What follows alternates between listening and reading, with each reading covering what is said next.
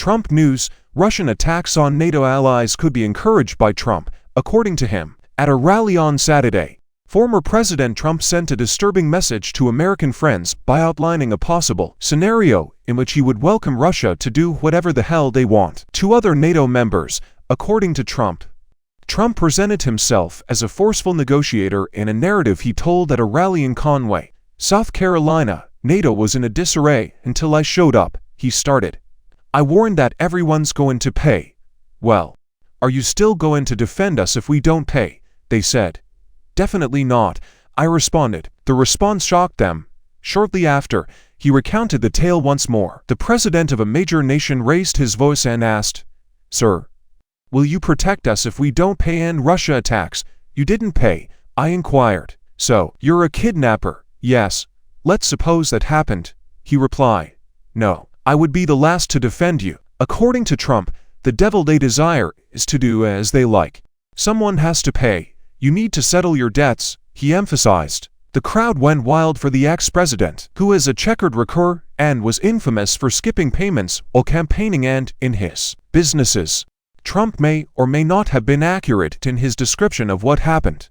During his first time in office, Trump often claimed credit for allegedly persuading NATO nations to increase their spending contributions. The Washington Post and other fact-checkers have pointed out that during a summit in 2014 to address Russian aggression, NATO member nations committed to increasing their funding over a decade. The amount of money going directly to NATO has been going up since then, but not quite fast enough to meet the target from 2014.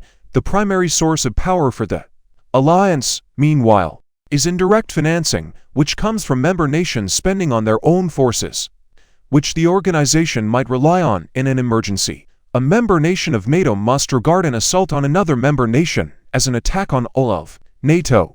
According to Article 5 of the alliance's official constitution, Trump lacked the authority to withdraw the U.S. from NATO on his own as president as of last year. Congress approved a law in December prohibiting any president from withdrawing the United States from the organization without congressional participation, despite his previous remarks about possibly doing so. This occurred as part of a larger attempt by conservative Republicans to reduce or eliminate American aid to Ukraine. The country in Eastern Europe has been fighting off a Russian invasion for almost 2 years while it applies for membership in NATO. Trump made the suggestion on Saturday that the $95 billion aid plan to Ukraine and Israel, which is already circulating in the Senate, should be structured as a loan instead. Earlier this month, he was successful in getting Republicans to reject a broader aid plan that would have included language addressing immigration in the United States. Last but not least, former President Trump urged rallygoers to cast ballots in the forthcoming Republican presidential primary on February 24th at the conclusion of his over 2.5-hour speech on Saturday in Conway at Coastal Carolina University's HTC Center. Trump addressed an audience of thousands, speaking on his accomplishments while in office and his plans for re-election this year. Trump spent the most of his address bragging about them. Nikki Haley, a former presidential contender and governor of South Carolina, was another target of his criticism. At Saturday's speech in Conway, Donald Trump evicted protesters as officers led the en masse out of the HTC Center at Coastal Carolina University. Cries erupted from the audience. Thousands of people yelled USA, USA, USA as Trump took the stage on Saturday. Myrtle Beach. Trump spoke to the crowd at Conway's Coastal Carolina University's HTC Center during his campaign rally at CCU. The former president and presidential contender was in attendance. It takes place on February 24th, the day before the state's Republican presidential primary.